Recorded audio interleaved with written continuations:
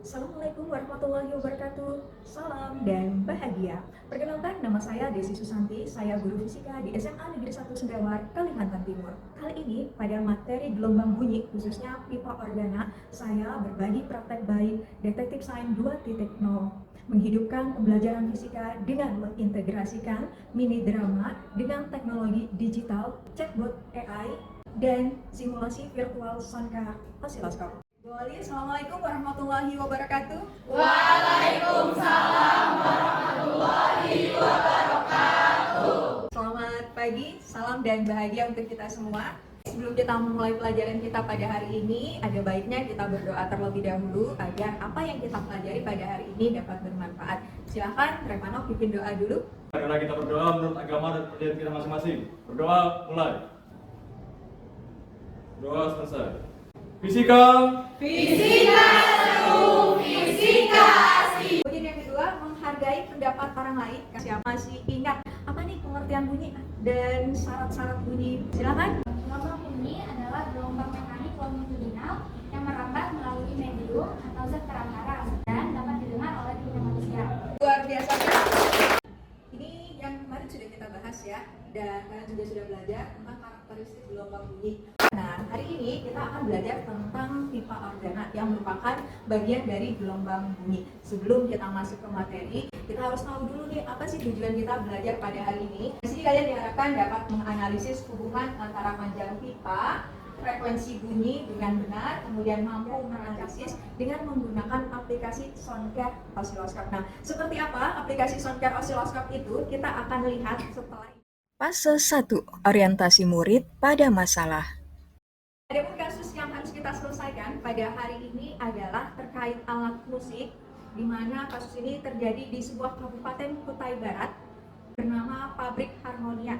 Pemilik pabrik ini adalah Pak Martinus yang kebetulan Ibu undang langsung untuk hadir di sini menyampaikan permasalahan beliau. Kita persilakan kepada Pak Martinus. Kami ke krisis pelanggan dan banyak yang mengatakan bahwa alat musik harmonia ini tidak sesuai dengan nada ataupun not. Bagaimana tim detektif? Siap? Fase 2. Mengorganisasikan murid untuk belajar.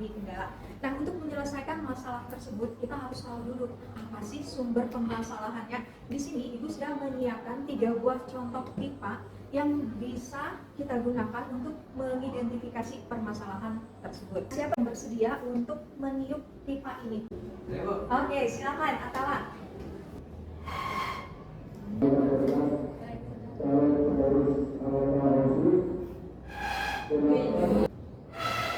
Sudah dengar bunyinya ya? Mana nih pipa yang lebih nyaring suaranya terdengar? Apakah yang panjang atau yang pendek? Pendek. Kita tidak bisa mengandalkan hanya telinga atau pendengaran kita saja. Kita butuh alat bantu. Kita akan menggunakan alat ukur yang namanya osiloskop. Di sini adalah osiloskop karena tidak bisa berfungsi dengan baik, maka kita menggunakan osiloskop digital. Siapa yang bersedia untuk meniup pipa ini?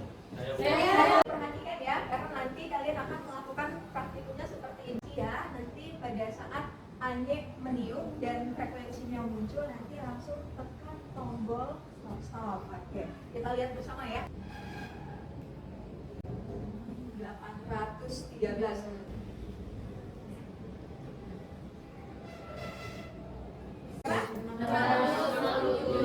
Aplikasi inilah yang akan kita gunakan pada saat nanti kalian para detektif ini mengidentifikasi, kemudian mengumpulkan data dan menganalisisnya.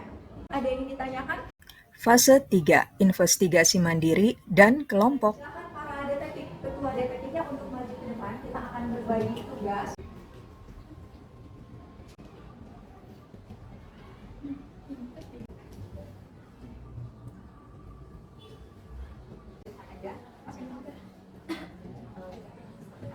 Silakan, Ibu sudah menyiapkan link chatbot. Di sini kalian akan mengakses kasus-kasusnya. Berarti ini tampilannya sama. Bagi yang mendapat kasus 1, berarti nanti tekan kasus 1. Ini adalah pipa organa yang bisa kalian gunakan untuk membantu kalian menyelesaikan kasus. Kalau sudah cukup jelas, silakan berkumpul bersama kelompoknya.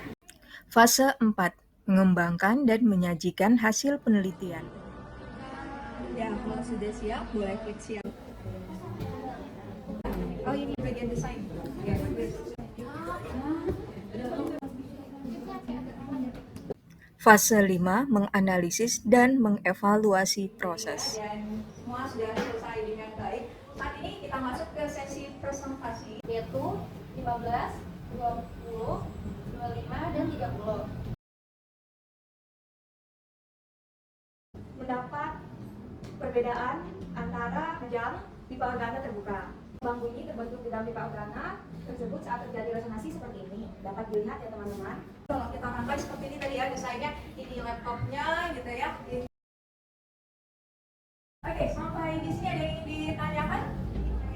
Bisa menyimpulkan pembelajaran kita hari ini, kita sudah belajar apa? Baik, hari ini kita telah belajar tentang pipa organa. Ada dua jenis, yaitu pipa organa tertutup dan pipa organa terbuka. Dan kita dapat mengetahui dari hasil percobaan yang telah dilakukan bahwa frekuensi dari pipa organa terbuka akan lebih besar atau lebih nyaring. Di sini saya akan memberitahu apa yang hal baru yang saya dapatkan. Yang pertama, saya bisa mengetahui untuk mengukur frekuensi itu bisa menggunakan sebuah aplikasi yang bisa diunduh di laptop. Namanya adalah Soundtrack Frekuensinya